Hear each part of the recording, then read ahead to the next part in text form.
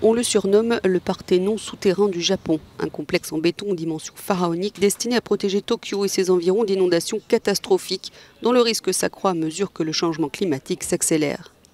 En surface, presque rien ne trahit la présence en sous-sol du réservoir principal aux allures de cathédrale du site de Kasukabe à Saitama au nord de Tokyo, le plus grand du genre au monde. Le sol y est humide et l'éclairage faible. L'installation permet de canaliser et rediriger l'excès d'eau des tempêtes, protégeant ainsi l'une des métropoles les plus peuplées de la planète.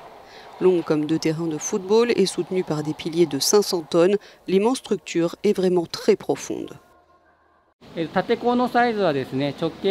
Ce réservoir a un diamètre de 30 mètres et une profondeur de 70 mètres. Pour vous donner une idée, c'est aussi grand qu'on pourrait y mettre une navette spatiale ou la Statue de la Liberté.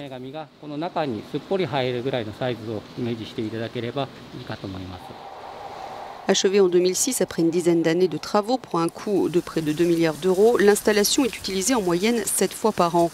Le personnel du site est constamment en alerte, surtout pendant la saison des pluies et des cyclones tropicaux qui s'étend généralement de juin à fin octobre au Japon.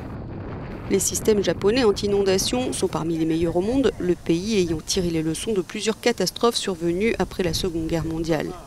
Rien qu'à Tokyo, ville sillonnée par plus de 100 rivières, il existe 10 autres réservoirs souterrains et 3 tunnels de protection contre les inondations.